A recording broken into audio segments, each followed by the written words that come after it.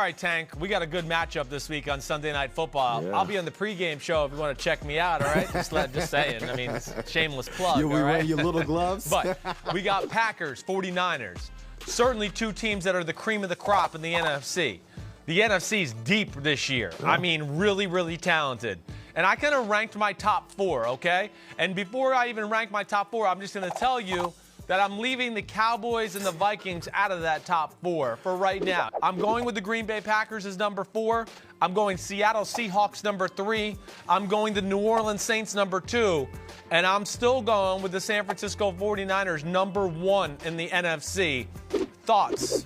Well, let me just throw mine out and then we can discuss. I have the 49ers number 4, the Seattle Seahawks number 3, the Green Bay Packers number 2, and the New Orleans Saints number 1. And I believe the reason why I have the team that's the best in the NFC at number 4 is because at the same time, nothing's proven yet. Like, they really haven't done it yet. I can look at the Green Bay Packers. They have Aaron Rodgers, like a quarterback who's already won a Super Bowl. They have a really solid defense where he doesn't have to do it all by himself now. Devontae Adams is getting healthy, so I can see that path there.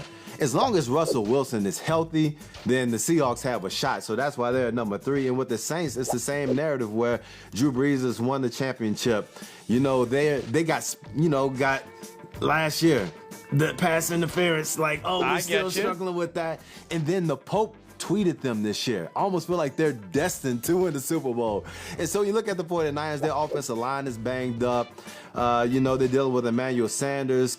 You know, George Kittle's banged up as well. Jimmy G's still dealing with the knee. And so I feel like there's a lot of uncertainty. Even though they're able to, you know, pull out some wins early in the season, they have a tough slate down the stretch. And so it's going to be interesting to see if they can keep that momentum going. I get you, but okay. All right, first of all, you're in Crazyville. You're in Crazyville. Drew Brees won the damn Super Bowl 10 years ago. True. Close the yearbook, okay?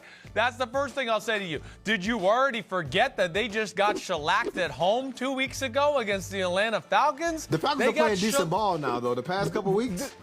They are. I get it. They've still got shellacked at home by the Atlanta Falcons. So I can't make them number 1. What scares me about Green Bay right now a little bit, they don't have great receiver play. It's Devontae Adams, and that's really it. True. And but can they can run the win ball now.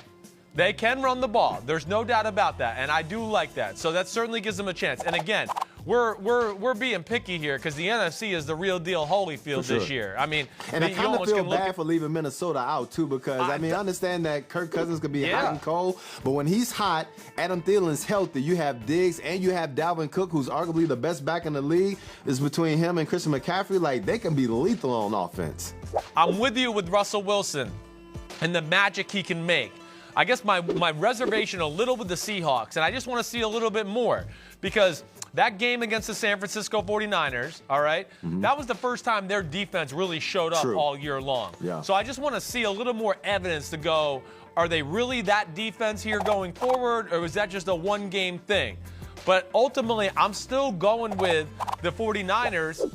They're the second best defense in football.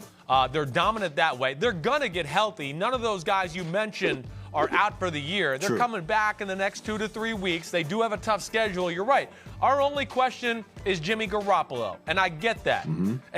But he did lead them to a game-winning drive this week. He did lead them to a game-tying drive the week before against the Seattle Seahawks. Now, there was some hiccups in between, and I get all of that. But I'm still going to put them there. When you only have one loss, and it was an overtime loss of the Seattle Seahawks and Russell Wilson, I just feel like I got to give them the respect to still being the cream of the crop in the NFC. But one thing I know for that Niner defense, I believe they're a Mike Tyson uppercut waiting to happen because they're that good along the front line. But you have D Ford, who's probably going to miss a few games, and they have been a little leaky the past 3 weeks. And so it's going to be interesting to see if they can maintain that momentum that they had early in the year, especially when their schedule gets tougher because, man, they have to face Aaron Rodgers coming up here this week, and Lamar Jackson is around the corner. We're going to find out about that defense real quick like. You are. You're right. We're going to know what they're all about.